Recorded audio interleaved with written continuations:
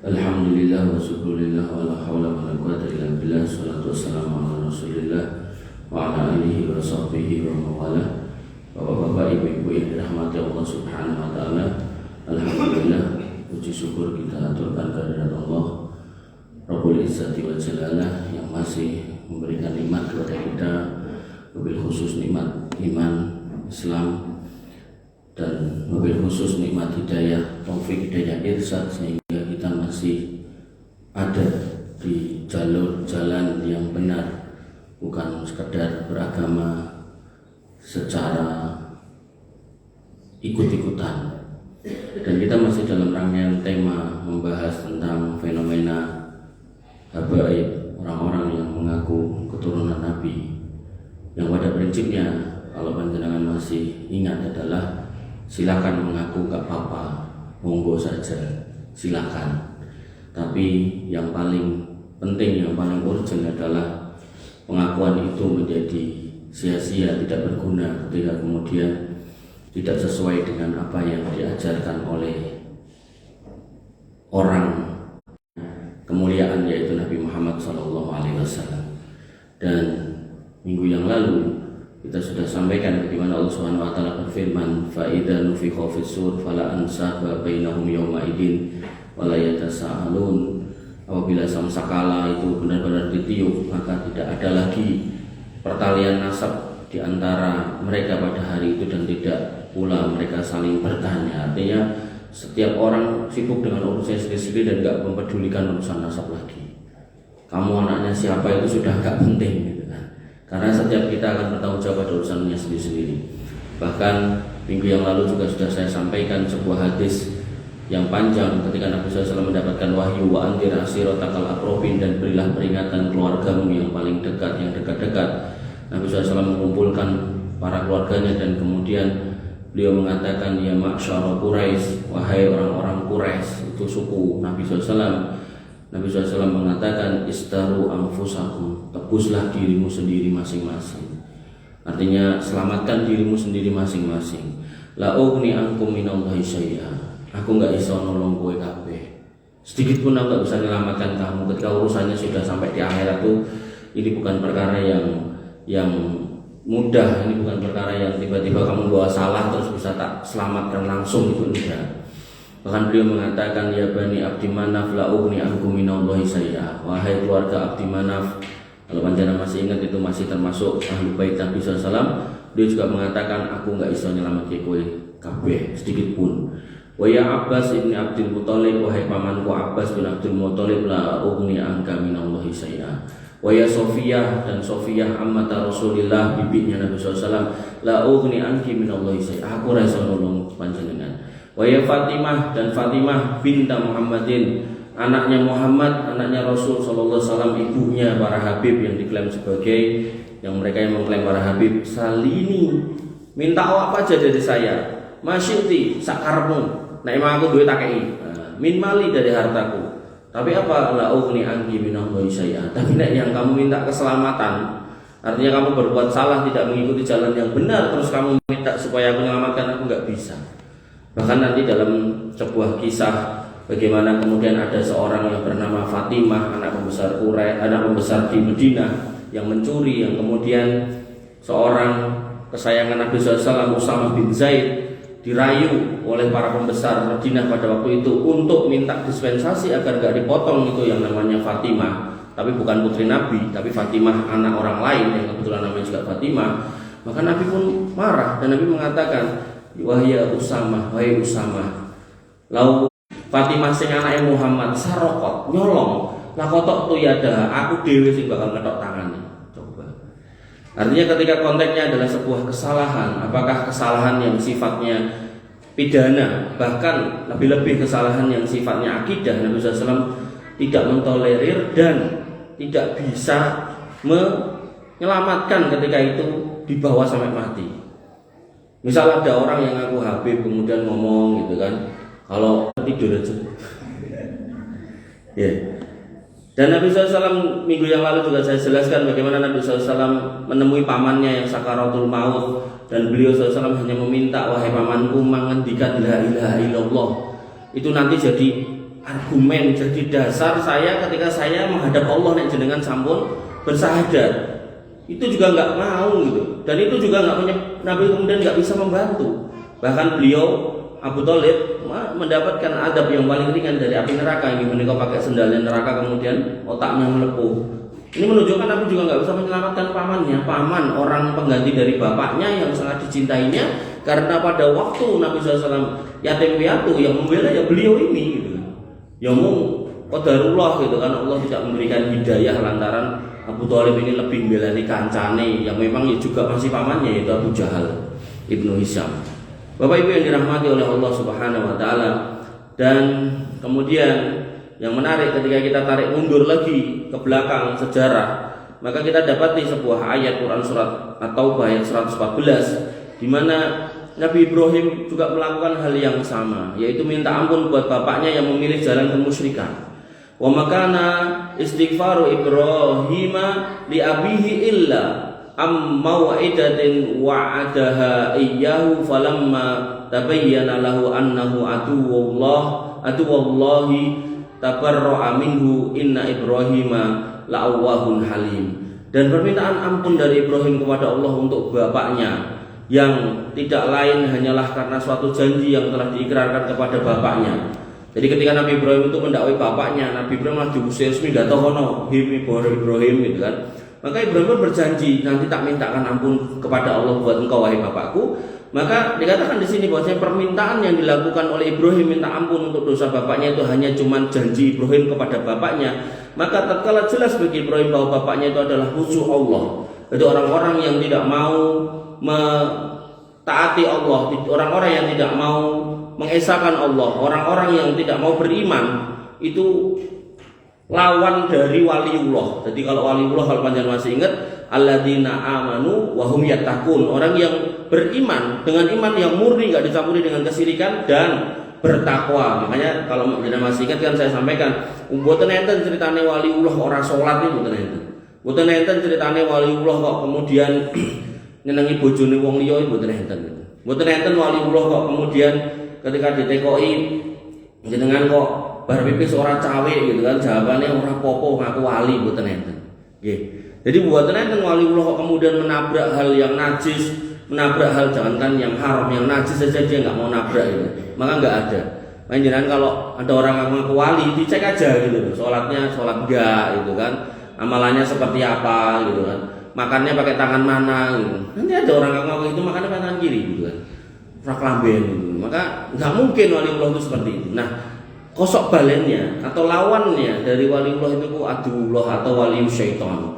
Nah, maka di sini dinaskan oleh Allah Subhanahu wa taala kalau bapaknya Ibrahim karena nggak mau menerima dakwah Ibrahim itu dianggap sebagai adullah, musuh Allah.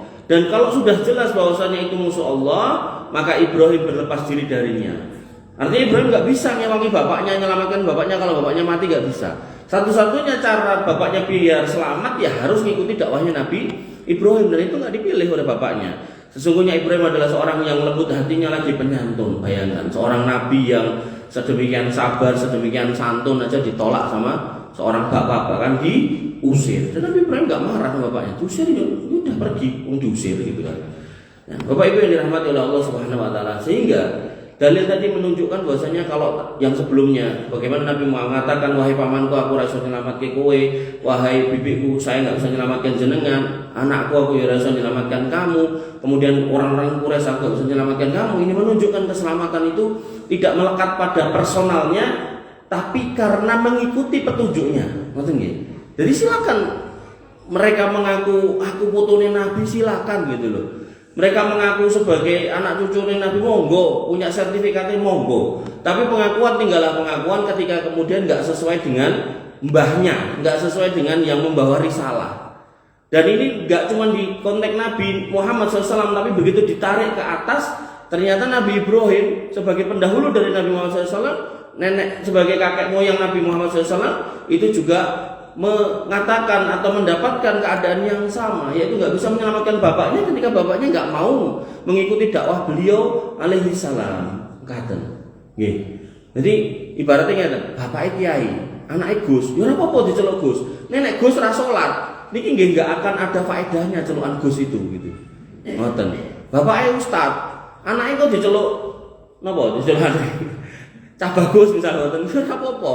Ning nek ra salat ya ora nek gunane dadi anak ustaz ngoten. Nggih. Maka yang harus kita pahami adalah bahwasannya hidayah itu harus ada, syukur-syukur itu sinkron. Nanti kalau udah ngaku cucu Nabi kemudian berdakwah tauhid, kemudian tidak mengajak pada kesyirikan, kemudian mempraktekkan Islam yang benar, Masya Allah itu pahalanya lebih banyak mungkin daripada orang-orang biasa kayak kita. Bapak Ibu yang dirahmati oleh Allah Subhanahu wa taala, pada Quran surat At-Tahrim ayat 10 sampai 12 menegaskan atau menjelaskan bahwasanya istri Nabi pun juga tidak selamat kalau enggak ngikut nabinya. Allah Subhanahu wa taala berfirman, "Daraballahu masalan lil ladzina kafaru imra'atan Nuh wa imra'atan Lut," sampai dikatakan wanita kafir. Allah membuat permisalan yaitu orang dari kalangan wanita, ya atau untuk orang-orang kafir dari kalangan wanita, yaitu istrinya Nuh dan istrinya Lut. Jadi contoh buat orang-orang kafir, kamu kalau nggak mau mengikuti para nabi, nggak ada gunanya walaupun statusmu istri nabi. Kemudian kana tahta abdaini min ibadina solihaini. Mereka ada di bawah pengawasan, di bawah penjagaan, berada di bawah naungan dua hamba solih kami, yaitu Nuh dan Lut. Fakhanatahuma falam yughniya anhuma minallahi syai'a. Dan mereka berkhianat kepada suaminya, kudune melu bojone, kudune nderek garwane tapi mboten kersa milih dalan liyane. Sampai Nabi Lut itu istrinya enggak melakukan perbuatan kaum Nabi Lut, tapi menyetujui. Jadi ketika kaumnya itu mendekati rumah Nabi Lut yang sedang didatangi tamu malaikat yang ganteng-ganteng, Nabi Lut menolak, tapi istrinya mbok wis ben ora apa-apa. Jadi bukannya mendukung suaminya dalam berdakwah bersabar di atas itu, tapi malah berkompromi untuk mengiyakan kelakuan kaumnya. Naudzubillah. Dan ini disebut sebagai orang-orang yang berkhianat. Dan pengkhianatan itu enggak menyebabkan kebaikan buat dua orang istri ini. Wakila, dan kemudian dikatakan kepada dua orang istri Nabi tadi, udkhulan naro ma'ad dakhilin, lebuon rokok jahanam bersama orang-orang yang sudah masuk di dalamnya, yang ada di dalamnya. Istri Nabi dinas oleh Allah Subhanahu wa taala masuk neraka. Coba. Ini kan bukan perkara yang sepele gitu kan, bahwasanya ya bukan soal stempel label itu. Bukan. Ya, bukan soal punya ijazah nasab, bukan. Tapi soal bagaimana kemudian mengikuti jejak dari pendahulunya yang soleh itu. Kemudian anak Nabi pun tidak ada jaminan selamat. Allah Subhanahu wa taala berfirman, wa qila ya ardu bla'i ma'aki wa ya sama'u aqli'i wa ghidul ma'u wa qudiyal amru wastawat 'alal judi wa qila bu'dal lil qaumid dhalimin. Dan Allah berfirman, wahai bumi, telanlah airmu, dan hai langit berhentilah, dan air pun surut diperintahkan, dan perintah pun diselesaikan, dan bahtera itu pun berlabuh di atas bukit judi, dan dikatakan bahwasannya binasalah, celakalah orang-orang dolim. Wa nada Nuhu Rabbi, dan Nuh kemudian menyeru kepada Rabbahu, kepada Rabbnya, faqala Rabbi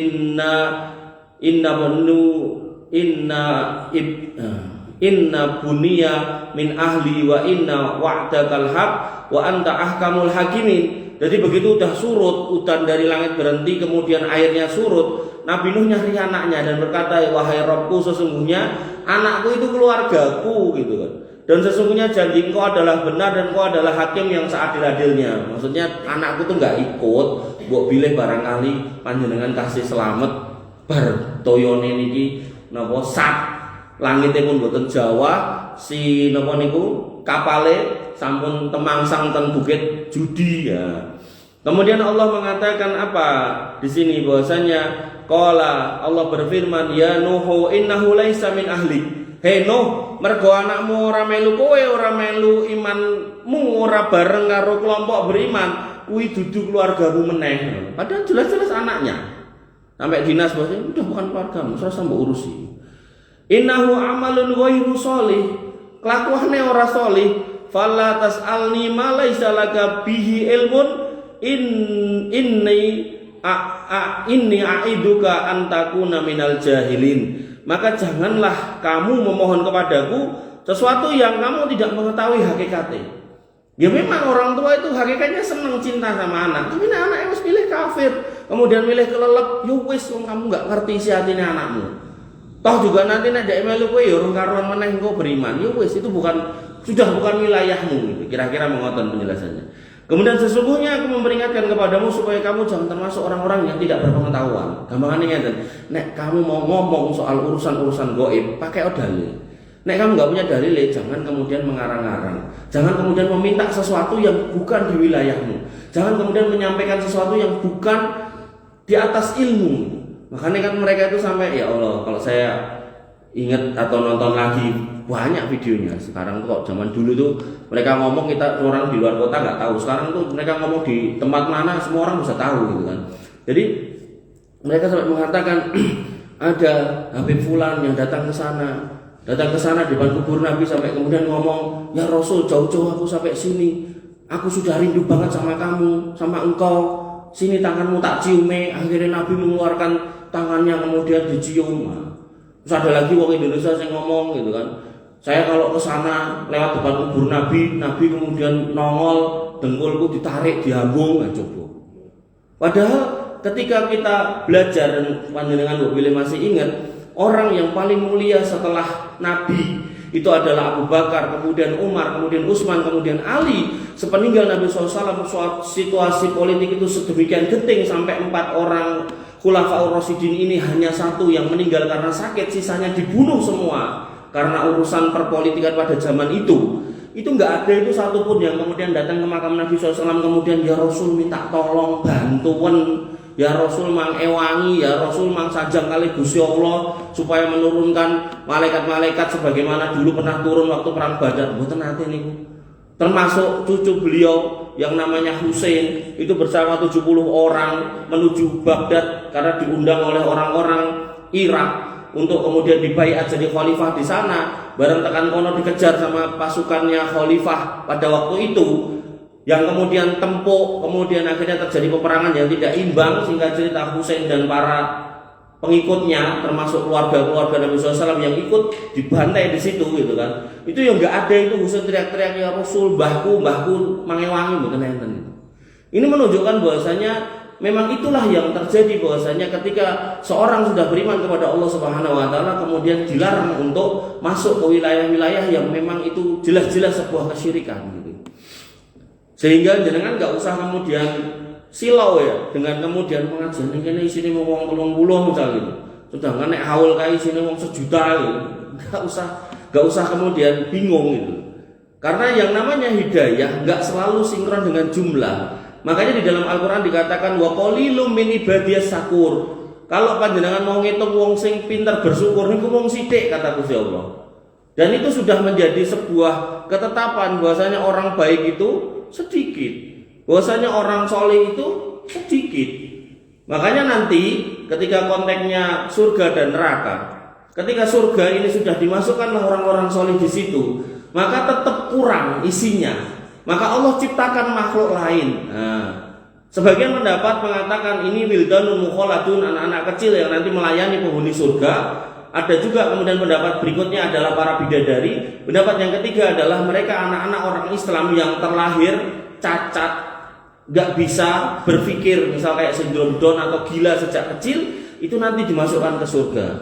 Ada beberapa pendapat. Yang intinya surga akan dipenuhi dengan orang-orang baik sampai penuh. Adapun neraka itu akan terus minta isinya supaya dipenuhi, dan kemudian Allah tambahkan terus sampai kemudian yang ditambahkan ini kalau memang Allah mau ijane ya bisa, tapi karena rahmat Allah Subhanahu wa taala maka Allah menutup neraka ini dengan memasukkan kodamnya Allah Subhanahu wa taala, kaki beliau azza wa jalla di situ. Kemudian neraka pun mengatakan cukup.